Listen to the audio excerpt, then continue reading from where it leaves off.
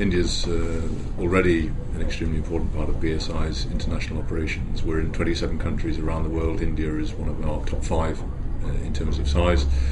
But more importantly, for the future, I see India as being a much more significant market for BSI, not just for doing business in India, but actually as a source of innovation and product development for our global business. I've just spent 2 days down in Bangalore talking to some very innovative, internationally minded organisations, and BSI as an international business really has to, and we want to tap in to the knowledge and expertise that is emerging. So I think our relationship in BSI with India is increasingly two-way. We are building a very successful, strong business here in India, and we want to keep investing. So we're looking at investment opportunities here.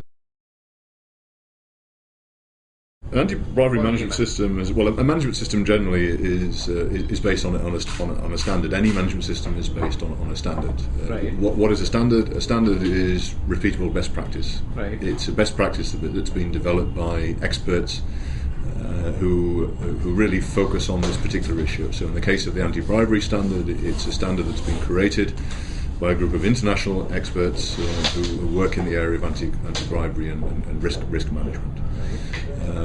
The management system is a method whereby that standard can be adopted and implemented into a real-life organisational situation. Mm-hmm. It's a working tool. It's something that management system it's a business process. Like anything else in a business, whether it's in health and safety or quality or environmental management, anti-bribery management is just, I would say, one of those risks that any excellent organisation has to manage themselves. So managing anti-bribery is no different to managing risks around health and safety or information security, for example. So it's not about managing bribery; it's about preventing bad practices. So it's a definition of best practice in an organisation, which you can implement, communicate to your employees, train your employees, and test in your organisation. So it's a framework, it's a benchmark. It's some hard rules, definitions, which are implementable across a whole organisation with protocols, definitions, audit trails, which employees at any one time can go back to, refer to. So if you're not sure about what to do, if you're in a difficult business situation where potentially bribery is coming into play, what do I need to do and where do I go to? It's been defined, it's been communicated, and the leadership team have very clearly laid out the expectations for all of the employees and the third parties. What's really important is that the management system encompasses not just the employees, but all of the stakeholders in that business, because that's normally where the risk of bribery is imported through third parties and supply chains.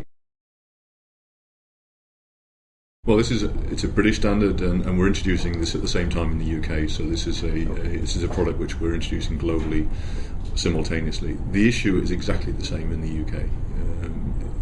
Bribery is not a unique Indian phenomenon. It is an issue in India. It's an issue in the UK. It's an issue everywhere. This is a global issue, and the reason we developed this standard and this certification scheme as a training program is because it's an increasing problem. The research shows from organisations like Transparency International that bribery is on the increase in the world, not on the decrease. It's on the increase. There's more evidence of it.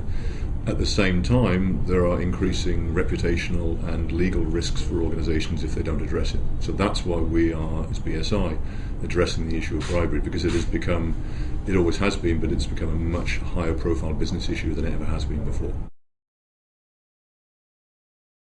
I can't compare specific India, I don't know, but I think if you look at the world rankings of corruption, India is very high. Yes. Compared to the UK. Yes. India would be in the upper quartile and the UK would be in the lower quartile.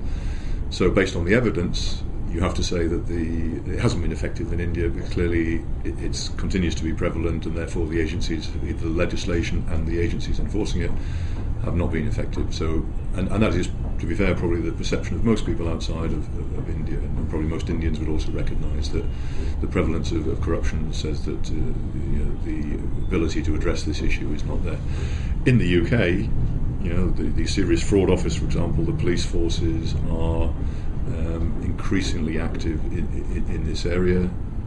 There have been, and I think there will be more and more high-profile, high-scale prosecutions in this area. There's not yet been many big high-profile prosecutions in this area, but that doesn't mean that people are not a lot more self-conscious that this risk is coming. So, and certainly in Europe, countries like Switzerland or Scandinavia have very active prosecution regimes, very high-profile cases.